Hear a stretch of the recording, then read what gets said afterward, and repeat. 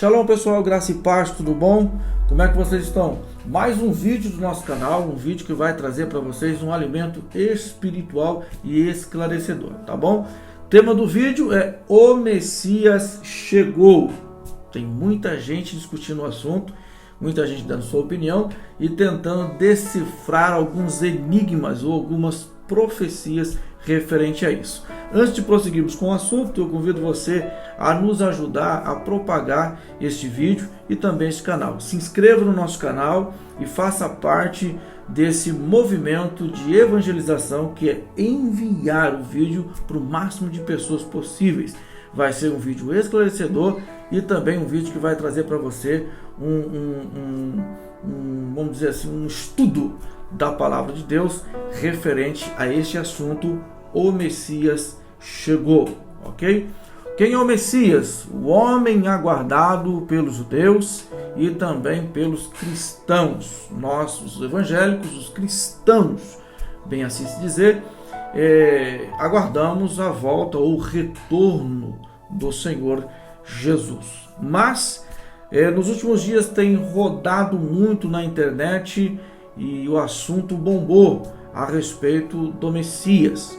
Alguns trazem o título de que os judeus já aclamaram o novo Messias ou o esperado Messias, e está soltando aí vídeos de um rapaz muito querido entre os judeus, e eles estão aí então bombando. Nós vamos colocar aqui um trecho para você poder conhecer quem é esta figura aclamada por alguns como o Messias.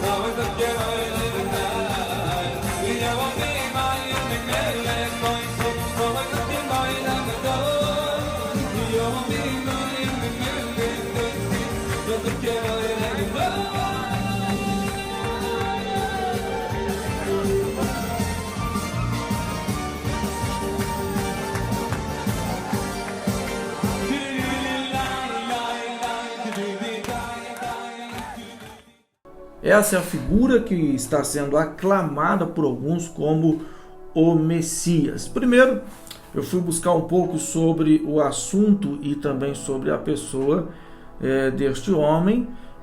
Alguns estão o chamando de Isquiahu ben Davi, né? Um título dado a ele. Alguns dizem que é o nome dele, mas na verdade o nome desse homem, desse moço, é Shlomo Yehuda.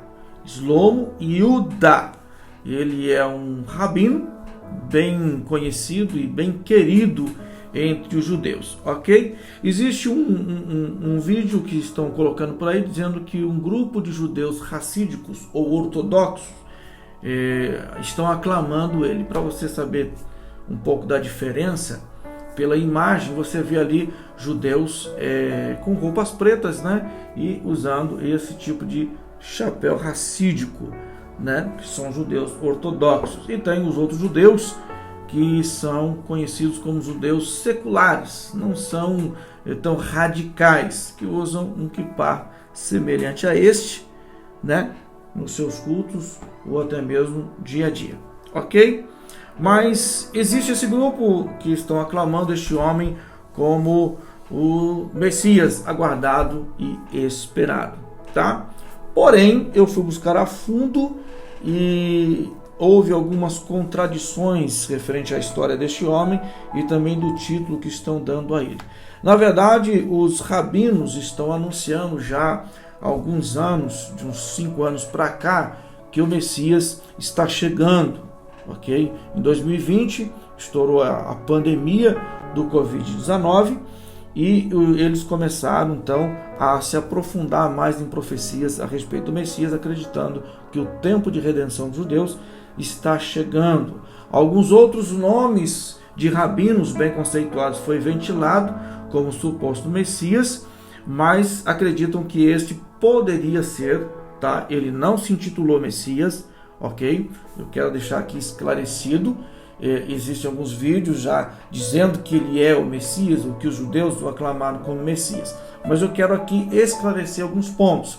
Este homem não se intitula como Messias, o que leva algum grupo, um pequeno grupo de judeus a acreditar que ele deva ser, ou um forte candidato a ser o Messias, é que ele, desde os 15 anos de idade, ele é perito na Torá, ele é um conhecedor nato da Torá, e ele também, desde os 15 anos, ele ensina a respeito da Torá.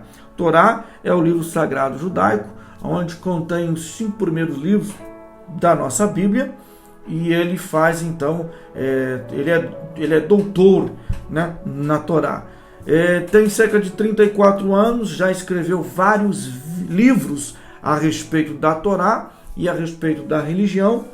Também compositor de canções racídicas, e é um homem aí bem condecorado na religião judaica, tá? Ele atingiu o status de Agaon, que significa alguém que é perito ou mestre em sabedoria, alguém que é bem sábio, alguém que tem facilidade de ensinar. No vídeo a gente vê alguns anciões, e não é da cultura o ancião dar referência a alguém mais novo, mas no vídeo a gente vê os anciões ortodoxos dando referência. Em outros vídeos, alguns beijam a mão deste rapaz e aglomeram ao lado dele. Existe um outro vídeo em que um rabino já ancião, de barba branca, cabelinho branco, está com a Torá aberta, ouvindo ele ensinar. Na verdade, na cultura, dá-se reverência àquele que atinge o status ou um grau acima, como temos em algumas igrejas. Temos o diaconato, o presbitério e pastores, né? E no caso deles, ele atingiu um cargo alto de patente maior dentro da cultura, chamado de Agaon. O nome dele é Shlomo Yuda. Então eles o chamam de Agaon Shlomo Yuda, e não Esquiarro ben Davi, como alguns estão aclamando e dando títulos a este homem, ok? Pela cultura, ele é um forte candidato a ser o Messias. Mas, pois bem, dentre os vídeos que estão rolando aí, a gente tem alguns pastores e alguns irmãos falando sobre o assunto. Uns afirmam que ele é o falso Messias, conhecido como o anticristo, e outros acham que ele é só mais um falso Cristo que surgiu aí, ok? Alguns cristãos estão associando a figura deste homem com a mesma figura vista em Daniel capítulo 9, verso 20 ao verso 27, onde Daniel fala sobre a figura do anticristo ou do falso Messias. Na realidade, esse rapaz, que supostamente está sendo aclamado como Messias, nada tem a ver com o anticristo, ok? Primeiro, o Messias dos judeus, para ele ser considerado Messias, ele precisa ter algumas características. Primeiro, ser filho de Davi, ou seja, descendente direto da casa de Davi, vindo de Davi, Salomão e por aí afora, até chegar nessa suposta linhagem. Segundo, ser mestre em toda a Torá e cultura judaica, ser um homem esclarecedor da Torá em todos os sentidos, considerado o prodígio na Torá. Quarto, ele deverá ser um homem que fará maravilhas, milagres, e ter envolvimento político e trazer a redenção de Israel, que é o que os judeus esperam e aguardam até o momento. Livrá-los do poder político que hoje envolve toda a humanidade e fazer com que o reino dos judeus se espalhe por toda a terra. Essas seriam as características do Messias judeu, ok? E nada tem a ver com o anticristo descrito na Bíblia. Primeiro, que este homem não está envolvido com política, e o anticristo, quando ele se levantar, vai ser um homem voltado para a política, ok? Como se dará esse momento em que o anticristo estará? Não sabemos se ele já nasceu, se ele já existe ou se ainda vai vir, né? Algumas profecias vão se cumprindo e a gente acredita que o retorno de Cristo está iminente. Alguns teólogos acreditam que o anticristo já está no poder e poderá ser qualquer um governante desse mundo ou alguém envolvido na política que tomará o poder, ok? A linha teológica a respeito do anticristo diz a seguinte maneira: ele será um grande governante que vai trazer uma solução financeira para todo mundo e também trazer uma solução política. Vai estabelecer a união entre os judeus e toda a Liga Árabe, reconhecer o Estado palestino como nação e toda a Liga Árabe reconhecerá Israel como também uma nação. Nós sabemos que ela é uma nação, mas existe um grupo de países árabes que não o reconhece como nação. O anticristo vai estabelecer um tempo de paz, e no estabelecimento do tempo de paz vai levantar o terceiro templo em Jerusalém, supostamente ao lado do Domo da Rocha, onde há a mesquita islâmica, onde supostamente existe a pedra onde Isaac foi oferecido em sacrifício no Monte Sião. Ok? Então a figura do anticristo será esta: os judeus vão crer nele como o homem que vai solucionar e vai dar a ele toda a atenção e fazer aliança com ele. Em Daniel diz que depois de um tempo ele vai assumir a posição de um Deus, ok? O apóstolo Paulo, em 2 Tessalonicenses, capítulo de número 2, ele fala a respeito do anticristo e eu vou ler aqui para vocês. Verso de número 1 diz assim: irmãos, no que diz respeito à vinda de nosso Senhor Jesus Cristo e à nossa reunião com ele, nós vos exortamos.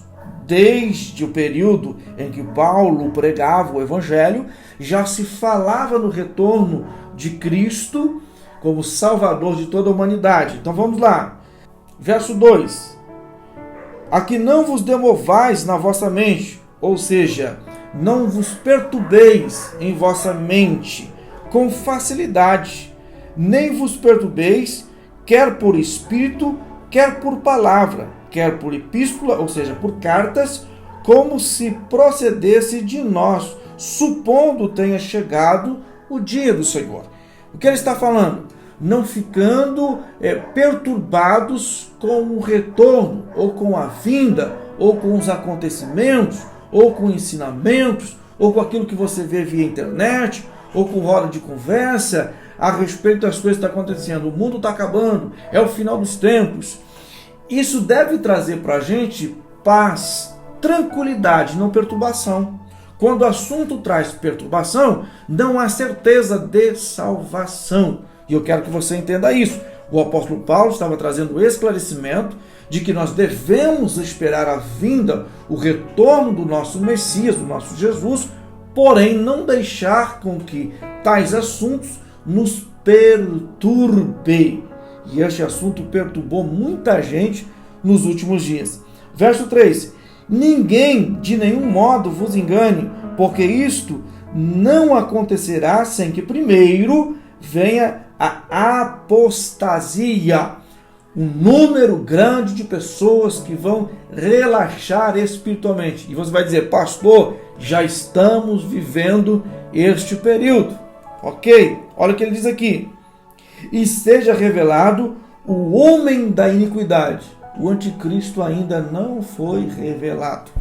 Ok? Ele pode já estar assumindo o poder político ou já vivendo o cenário político, porém ainda não foi apresentado. Ok? Verso de número 4: o qual se opõe e se levanta contra tudo que se chama Deus ou o objeto de culto, a ponto de assentar-se no santuário de Deus, ostentando-se como se fosse o próprio Deus. Esta é a figura do anticristo que vai entrar no terceiro templo, construído após esta aliança feita entre todo o país do Oriente Médio e que os judeus vão estar rejeitando depois o que nós conhecemos como grande tribulação. Esta é a figura do anticristo, ok? Acredita-se por uma linha teológica de que o período da grande tribulação se dará durante 7 anos, né, ditas nas profecias de Daniel a respeito das semanas, né, proféticas da grande tribulação, e ditas de outros textos da Bíblia e até mesmo do Apocalipse. Ok? Acredita-se que durante 3 anos e meio se dará um período de paz, um período de bonança, e depois, quando o anticristo entrar no santuário, se intitular como Deus, assentar-se numa cadeira e querer toda adoração para ele, como se fosse um Deus, então assim vem os 3 anos e meio de grande guerra e aquela história de Gog e Magog e por aí afora. Ok? Esta é a figura do anticristo, que nada tem a ver com este senhor rabino que estão comentando aí na internet. Ok? Nós acreditamos na vinda do Messias, no retorno do nosso Cristo, até porque ele mesmo fala sobre isso, né? Ele em Mateus, Jesus no Evangelho segundo escreveu Mateus, no capítulo de número 24, ele discorre a respeito disso. No capítulo número 24, ele fala sobre o final dos tempos. Então, no primeiro verso, diz assim: tendo Jesus saído do templo, ia se retirando quando se aproximaram dele os seus discípulos, para lhe mostrarem as construções do templo. Algumas pessoas interpretam que eles mostraram a construção do templo. Não, mostrou todo o edifício. Para você entender, Salomão construiu o templo e não havia nada em volta do templo. Era apenas o templo. Ok? Foi destruído. Depois a gente vê no tempo de Neemias e Esdra e a reconstrução daquele templo.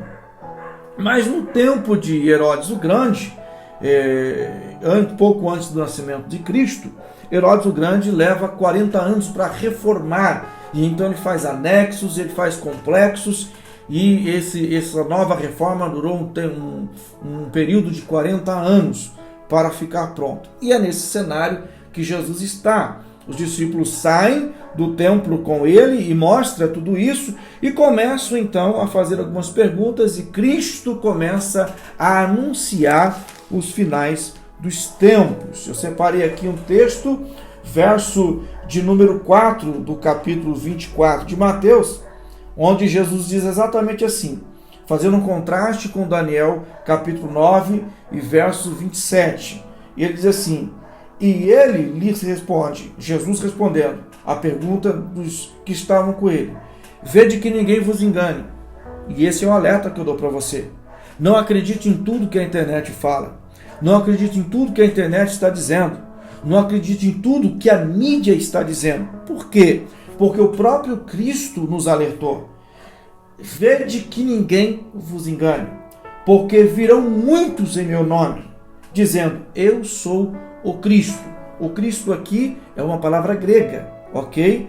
Como Jesus não era grego, mas ele era judeu, nós vamos trocar essa palavra para você entender melhor, que é a palavra usada para os judeus. Muitos virão em meu nome, dizendo: eu sou o Messias, ou eu sou Mashiach, que significa o ungido. A palavra Cristo, Messias, ou no hebraico Mashiach, é a mesma coisa, significa o ungido, ok? E enganarão a muitos. E certamente ouvireis falar de guerras e rumores de guerras. Vede, não vos assusteis, porque é necessário assim acontecer, mas ainda não é o fim. Ainda não é o fim. Porquanto se levantará nação contra nação, reino contra reino, e haverá fomes e terremotos em vários lugares. Porém, tudo isso é o princípio das dores. Mais uma vez entendemos que ainda não chegou o fim. Então sereis atribulados, vos matarão, sereis odiados de todas as nações. Aí fala sobre um período de perseguição, ok? Verso de número 15, ele vai dizendo assim, ó: quando, pois, vides a abominação, o abominável da assolação, falando sobre o falso Messias ou o anticristo. E ele ainda faz referência ao livro do profeta Daniel, o próprio Cristo fazendo referência. Vou ler de novo. Quando, pois, virdes o abominável da desolação de quem falou o profeta Daniel no lugar santo, ele está falando aqui sobre o período da grande tribulação, falando sobre esse anticristo que vai entrar no templo, no terceiro templo, para se intitular como Deus. Aí ele vai dando alguns conselhos. No verso de número 21, ele já fala sobre uma metade da grande tribulação, dizendo, porque nesse tempo haverá grande tribulação, como desde o princípio nunca houve, até agora e jamais haverá. E ele prossegue falando sobre esse período.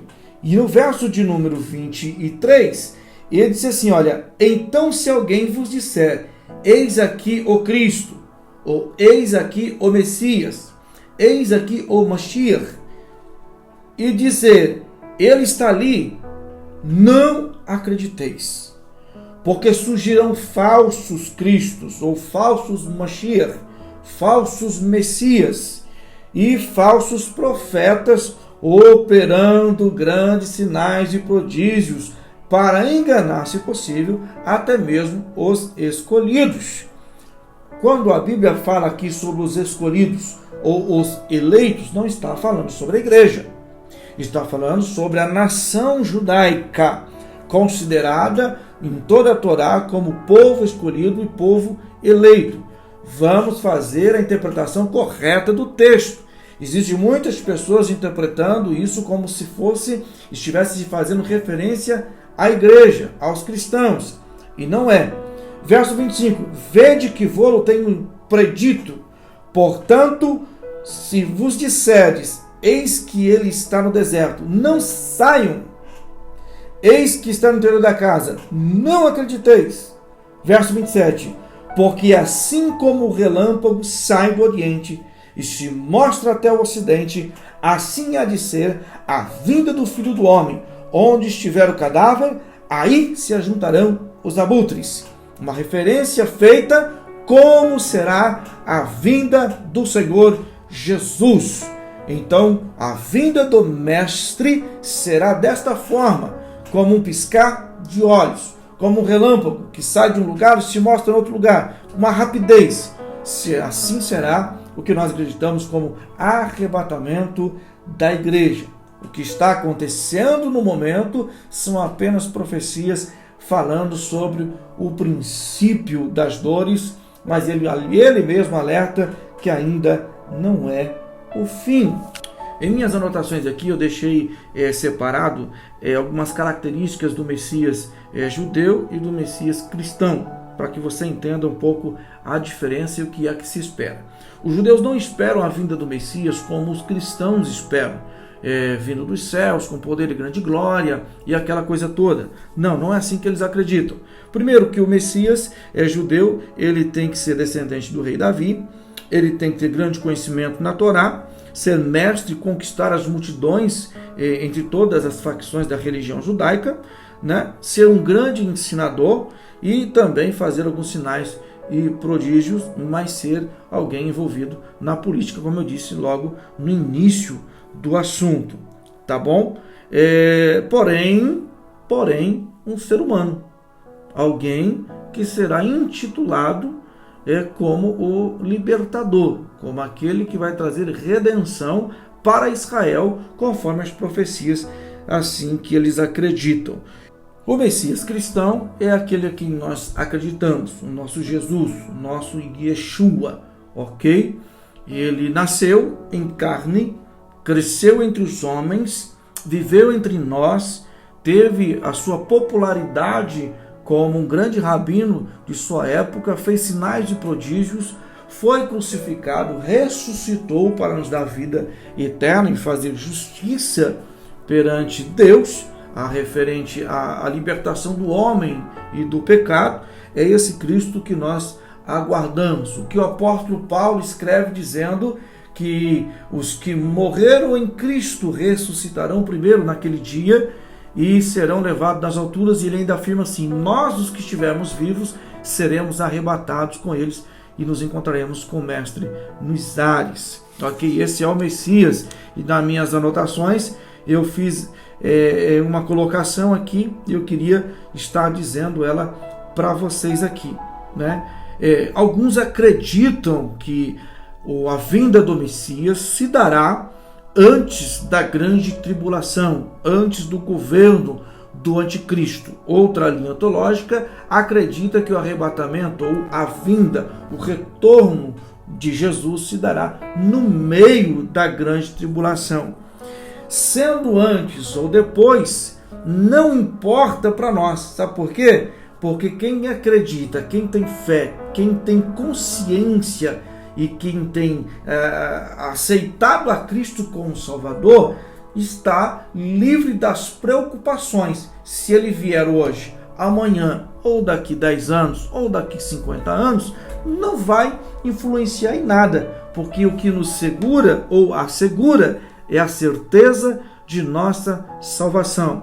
Se você ainda não tem certeza da sua salvação, eu te convido a fazer a leitura desse texto comigo, em Mateus 24, verso 29 e 31, quando Jesus fala sobre a vinda dele como rei, pondo fim na grande tribulação e estabelecendo o reino para governar junto com o seu povo, o povo de Israel, o povo judeu.